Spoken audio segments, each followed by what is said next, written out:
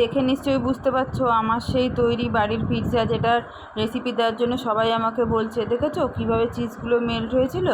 প্রথমে ঘিয়ের মধ্যে কিছুটা রসুন আমি এইভাবে ভেজে নিলাম। আমি এই যে সসটা দেখাচ্ছি, এই সসটা কিন্তু তুমি বাড়িতে বানিয়ে নিয়ে কিছুক্ষণ ফ্রিজে সপ্তাহখানিক সংরক্ষণও করে রাখতে পারো। সেই যে এই রসুনগুলো এরমভাবে ভাজা হয়ে গেল, একটু বড় কোয়ার রসুন হলে ভালো হয়, থেতো মানে জিনিসটা নরম হয়ে যায়। এইভাবে যখন ম্যাশ করবে একদম মিশে যাবে।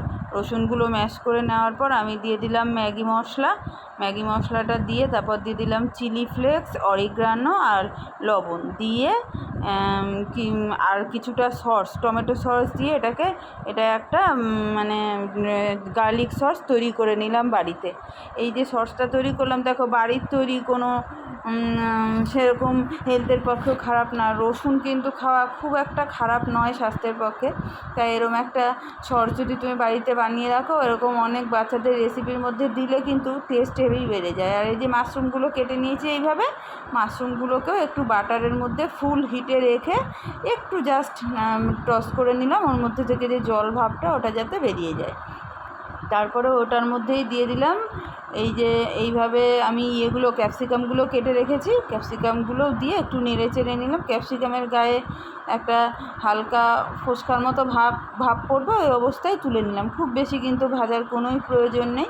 তুলে নিলাম। আমার এদিকে সমস্ত কিছুই রেডি হয়ে গেল। আর আমি কিছুটা পেঁয়াজও ক্যাপসিকামের মতোই টুকরো টুকরো করে কেটে রেখে দিয়েছি।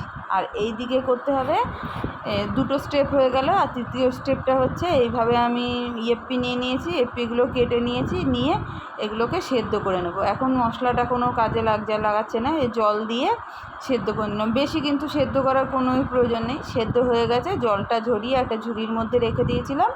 তারপরে খুব সামান্য পেঁয়াজ দিয়ে দিলাম ম্যাগি মশলা, লবণ আর চিলি ফ্লেক্স আর অরিগ্যানো। চিলি ফ্লেক্স আর অরিগ্যানোটা এই রান্নাটায় খুবই লাগবে, কারণ হচ্ছে এতেই বিরিয়ানির একটা ফ্লেভারটা, পিৎজার ফ্লেভারটা তুমি পাবে।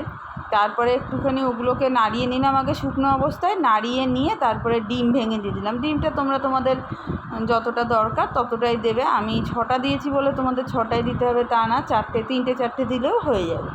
এইভাবে নাড়িয়ে নিলাম। এইভাবে এরপরে আর সেরম কোনোই ব্যাপার নেই। আমি একটুখানি দিয়ে দিলাম গোলমরিচের গুঁড়ো, তোমরা না দিলেও পারো, কোনো ব্যাপার না।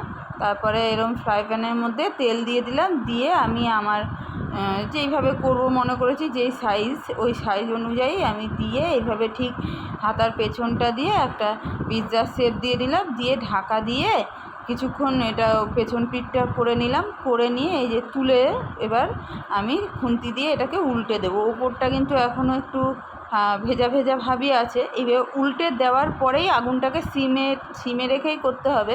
এই উল্টে দেওয়ার পরেই আমাকে দিয়ে দিতে হবে সেই যে আমি গার্লিক সসটা তৈরি করেছি, এই সসটাকে নিয়ে ভালো করে পুরোটা এভাবে মাখিয়ে নিতে হবে। তারপরে এই যে পেঁয়াজগুলো এইভাবে কেটে নিয়েছি, পেঁয়াজগুলো এক এক করে সাজিয়ে দিতে হবে।